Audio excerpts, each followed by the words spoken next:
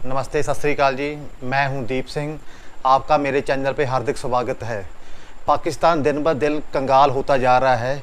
इस कंगाली की दौर में ना ही उनके लोगों के पास अच्छा कोई रोज़गार है, ना ही कोई ढंग का बिजनेस है। पाकिस्तान के लोग इंडिया की तरक्की के बारे में हमेशा जलते रहते हैं। देखते हैं कि पाकिस्तान के लोग इंडिया की तरक्की और डेवलपमेंट के बारे में क्या कहते हैं। चलो जी, वीडियो शुरू करते हैं। Here and you are on my channel daily swag. तो गाइस, आज की इस वीडियो के अंदर एक बहुत बड़ी न्यूज़ लेकर गाइस आप लोगों के सामने हाजिर हुआ हूँ।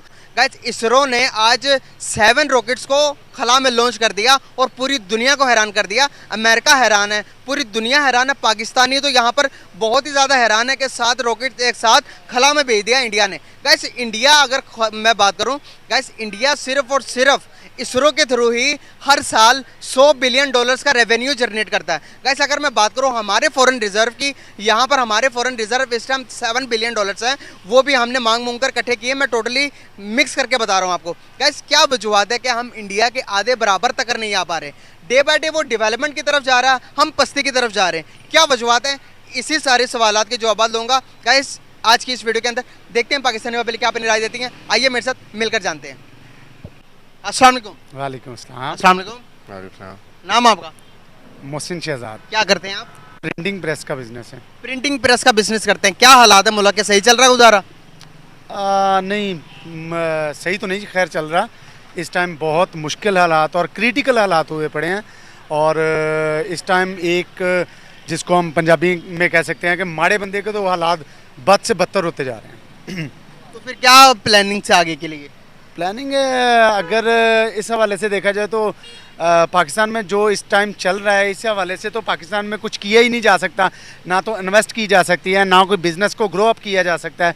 इस तरह का कोई काम नहीं किया जा सकता। हाँ, अदरवाइज़ अगर आप पैसा कमाना चाहते हैं या अपनी फैमिली को पालना चाहते हैं या अपनी फैमिली के लिए कुछ करना चाहते हैं, मेरे ख्याल से आउट ऑफ कंट्री जा सकते हैं और पाकिस्तान में रह के कुछ नहीं कर सकते। करने में यही आए हम बाहर जाने के लिए आए हैं इधर।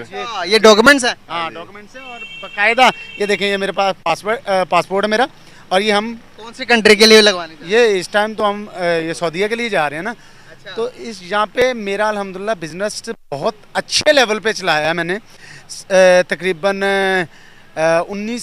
2019 से लेके 2022 तक मैंने पूरे अरूज पे रहा है मेरा बिज़नेस।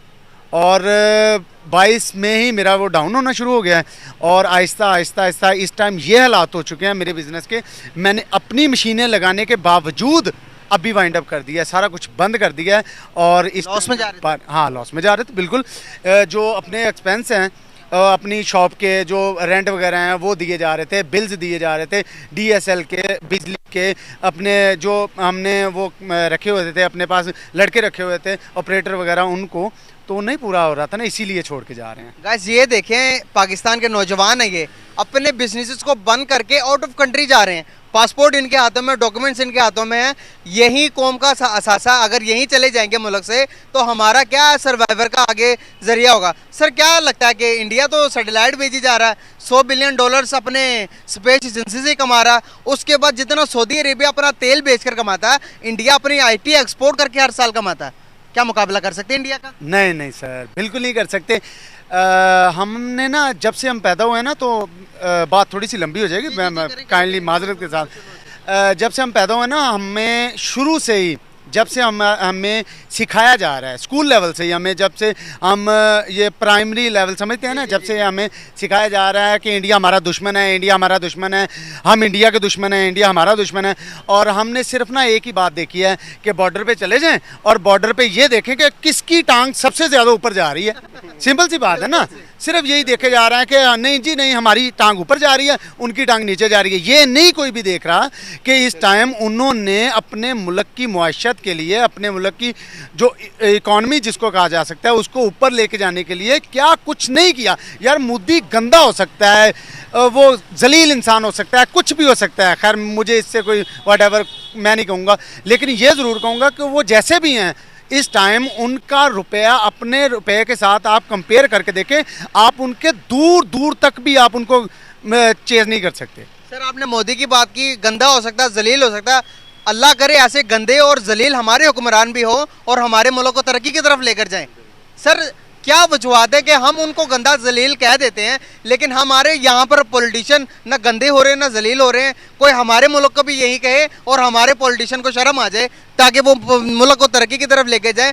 75 सालों से हम अभी, आप तो यहाँ पर हम खड़े होकर कह देते हैं कि इंडिया दुश्मन है, वो तो कहता है भाई हम पाकिस्तान मेरे दुश्मन के भी लायक नहीं है। आज उनके फॉरेन रिजर्व देखे $600 बिलियन के सिर्फ और सिर्फ उनके फॉरेन रिजर्व है, और अगर जीडीपी की बात करूँ तो $3.6 ट्रिलियन की उनकी जीडीपी है।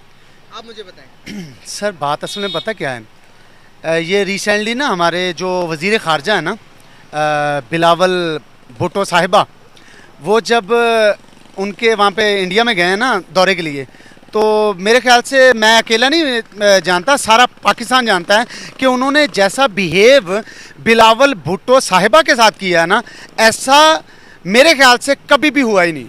कभी भी हमारे किसी वज़ीर के साथ, उनकी हिम्मत है वो हमारे वज़ीर के साथ ऐसा बिहेव करें, लेकिन अब उनकी हिम्मत है वो इसलिए कि जो हमारे वज़ीर आज़म के साथ वो उनका सलूक है, उनका बिहेव है, क्योंकि वो हमारी वजह से है। हम इस काबिल हैं कि वो हमारे साथ ऐसा बिहेव कर रहे हैं। अगर हम भी इस काबिल हों कि हमें भी वो सलूट करें, तो फिर जाहिर सी बात है हमारी इज़्ज़त हमारी टॉप लेवल पे जाएगी ना। हम किसकी हिम्मत पड़ेगी हमें कुछ कहने की। सर, जहाँ तक मैंने ऑब्जर्व किया, जिस तरह से सब प्राइम मिनिस्टर, जिस तरह सारे फॉरेन मिनिस्टर्स को रिस्पेक्ट मिल रही थी, उसी तरह बिलावल भुट्टो को भी मिली। आप मेरी इस राय से इतफाक नहीं भी कर सकते, आपकी पर्सनल राय है, उसको मैं रिस्पेक्ट करूँगा।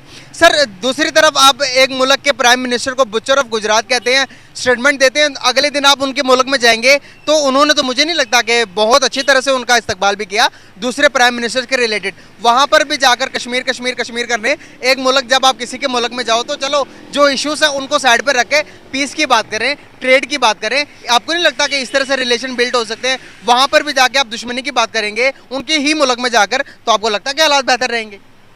असल में सर बात पता क्या है, बात यह है कि एक तो सबसे पहले मैं बात ये कहूँगा कि मैं ऑन एयर बात कर रहा हूँ और मेरी रिक्वेस्ट है आपसे कि आप लाजमी इसको शो ऑफ कीजिएगा कि लोगों को इस बात का पता चले कि हम जब तक एक घर में ना 3 भाई हों ना, 2 भाई हों या 3 भाई हों, जब तक वो खुद ही आपस में लड़ते रहते ना, तो घर की ईंट तक नहीं, एक भी ईंट जो है ना वो नहीं लगा नहीं सकते।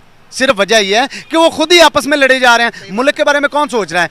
हमारे पास हमारे जो एक्स प्राइम मिनिस्टर साहब हैं, ठीक है, इमरान खान नियाज़ी साहब, वो आए हैं, उन्होंने 3.5 साल यहाँ पे हुकूमत की है, और वहाँ पे कुदरती आफत आई है ना, कोरोना आ गया। कोरोना की वजह से उनके साथ ही नहीं हुआ, पूरी दुनिया में इतने क्राइसिस हो गए थे, इतनी ज़्यादा क्राइसिस आ गए थे कि बहुत ही क्रिटिकल मसले बन गए थे। मुल्क को चलाना तो दूर की बात, हर इंसान को अपना एक घर चलाना मुश्किल हो गया था, मुल्क चलाना तो बहुत दूर की बात है। और अब देखें, वो 3.5 साल के बाद गए हैं, इन्होंने उनको उतार के इन्होंने कहा है जी हम एक गरीब आदमी के लिए अपने कपड़े तक बेच देंगे। अस्सलाम वालेकुम। वालेकुम सलाम। सर, कैसे हैं आप? अल्हम्दुलिल्लाह, आप कैसे हैं? जी अल्हम्दुलिल्लाह, मैं भी ठीक। नाम आपका? मोहम्मद। क्या करते हैं? मैं जॉब करता हूँ। क्या जॉब? हमारी ऑनलाइन टीचिंग की है सर्विसेज, टीचिंग सर्कल नाम से हम बच्चों को पढ़ाते हैं ऑनलाइन। लेवल कहीं भी? जी जी, O लेवल A लेवल कोई भी, आपने शॉर्ट कोर्स करने हो, कुछ भी करना हो। अच्छा, दुनिया में कहीं से भी बंदा आ जाए आप पढ़ा लो? हमारे एप्लीकेशन से, हाँ जी। हमारे पास बाहर के ज़्यादा स्टूडेंट्स हैं, पाकिस्तान के कम है। ज़बरदस्त हो गया गाइस। अगर कोई ज्वाइन करना चाहे इनके ऑनलाइन क्लासेस को तो ज़रूर कर सकता है। बेसिकली बात करने का पर्पज़ ये है कि भाई आप टीचिंग के शोबे से मुंसलिक हैं तो आपको इतना तो पता ही होगा कि आज इकोनॉमी के क्या सूरत हाल है हमारे मुल्क के। क्या हम इकोनॉमी के तौर पर, इकोनॉमिकल तौर पर तरक्की कर रहे हैं या माइनस में जा रहे हैं?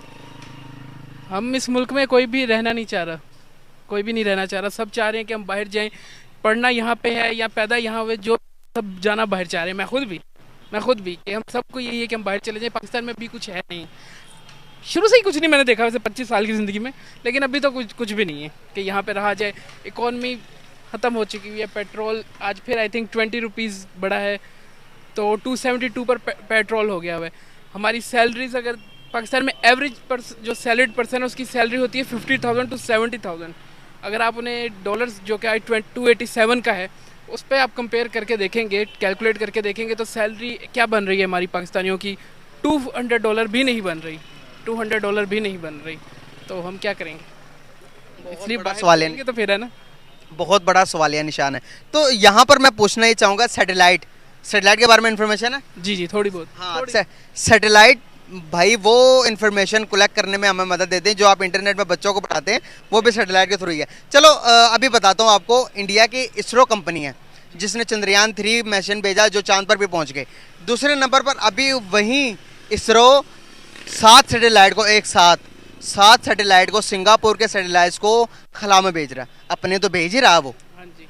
लेकिन दूसरी दुनिया के भी अब बड़े बड़े मुल्कों के तकरीबन आज तक मेरी जो कैलकुलेशन के मुताबिक है तकरीबन 30 से ज़्यादा मुल्कों के सैटेलाइट को खला में भेज चुका है। यहाँ पर हमारे हालात क्या हैं, और वो खाली मैं बताऊँ आपको, इंडिया सिर्फ और सिर्फ इसरो से हर साल के अंदर $100 बिलियन कमाता है। हाँ जी। और हमारे पास रिजर्व कितने हैं? मैं रिजर्व वगैरह का तो मुझे आइडिया नहीं है, मैं न्यूज़ वगैरह पॉलिटिक्स बिल्कुल कोई इंटरेस्ट नहीं है मेरा इन चीज़ों में, लेकिन हम लोग खुद यही डिज़र्व करते हैं शायद। इंडिया ने 15 अगस्त को इलेक्ट्रिक कार निकाली थी, हमने 14 अगस्त को 75 का नोट निकाला था और नया नेशनल एंथम निकाला था, क्योंकि हम लोग खुद इंजॉय कर रहे हैं इस चीज़ को। मुझे बताएं, तरक्की जो है कोई भी पॉलिटिशियन, हम पॉलिटिशियन पर डाल देते हैं, शहबाज शरीफ हो या इमरान खान हो, उन्होंने कुछ नहीं करना। हम लोग पढ़ेंगे तो करेंगे, हम लोग पढ़ने पे हमारा अपना फोकस तो है नहीं। इंडिया के बच्चे हैं, उनको एक्टिंग का, डांस का बहुत शौक है, लेकिन वो साथ में पढ़ भी रहे होते हैं। हमारे यहाँ पे हम लोगों को पढ़ने का शौक ही नहीं है, हमें यही नहीं पता होता कि हम लोगों ने मैट्रिक के बाद हमने बस पढ़ना है ना।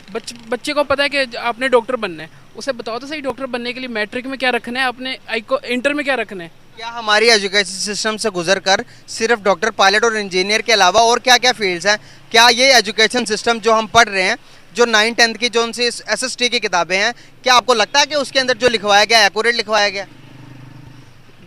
हमारी मूवीज़ में और बुक्स में ये बताया जाता है कि उन्होंने हमारे इतने मिलियन पैसे खा लिए, हम लोग जीते ये वाली जंग, हम लोग जीते ये वाली जंग, हम लोगों ने उनको हिला के रख दिया। उनकी मैंने आपको हीरो बताया गया, अपनी कमजोरियां नहीं बताई। ऐसे ही है, उनकी बुक्स और उनकी मूवीज़ में बताया गया वो लोग जीते थे, उन्होंने हमें डरा दिया था। उन्होंने आपको एक सच्चाई बताऊं, आज तक कितनी जंगें हुई इंडिया पाकिस्तान? 3 हुई हैं। 4 जंगें हुई कारगिल के ऐड करके। चारों जंगों में कौन जीता है? हमें ये बताया गया हम जीते, लेकिन सच्चाई में चारों जंगें वो जीते हैं। जंग शुरू किसने की? ये आइडिया नहीं मुझे। नहीं आइडिया? नो। हमारे दुश्मनी किस वजह से है इंडिया के साथ?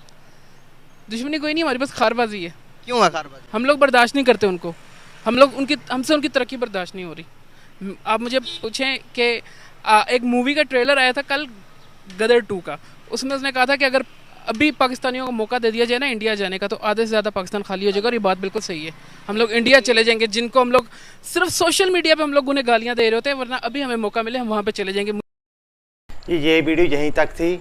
पाकिस्तान तरक्की कैसे कर सकता है जहाँ पर आए दिन कोई आतंकी हमला होता है, बम ब्लास्ट होते हैं, वहाँ कोई इन्वेस्टर क्यों इन्वेस्ट करना चाहेगा? आपका मुल्क कंगाली के उस राह पर है जहाँ कुछ सिर्फ अंधेरा ही अंधेरा है। वहाँ दिन ब दिन महंगाई बढ़ रही है, लोग महंगाई से परेशान है, और पाकिस्तानी खुद पाकिस्तान में नहीं रहना चाहते, तो वहाँ पर कोई इन्वेस्ट कैसे कर सकता है? वो पाकिस्तान छोड़ के भाग जाना चाहते हैं किसी और मुल्क में, और पाकिस्तान कुछ चीज़ एक्सपोर्ट भी नहीं करता है, सिर्फ एक्सपोर्ट करता है तो आतंकी जो दूसरे मुल्कों में जाते हैं, वहाँ बम ब्लास्ट करते हैं और लोगों को परेशान करते हैं। पाकिस्तानी स्कूलों में बच्चों को क्या सिखाया जाता है? इंडिया से नफरत, वहाँ और कोई पढ़ाई नहीं होती, तो वहाँ से आतंकी ही पैदा होंगे आपके यहाँ से। अगर कोई पाकिस्तानी इंडिया को गाली देता है, उसको इनाम दिए जाते हैं जैसे उसने कोई वर्ल्ड कप की ट्रॉफी जीत ली हो, तो आपके यहाँ इंजीनियर कैसे पैदा होंगे? तो दोस्तों, ये वीडियो यहीं तक थी। इस चैनल को लाइक करें और सब्सक्राइब करें। Thank you very much.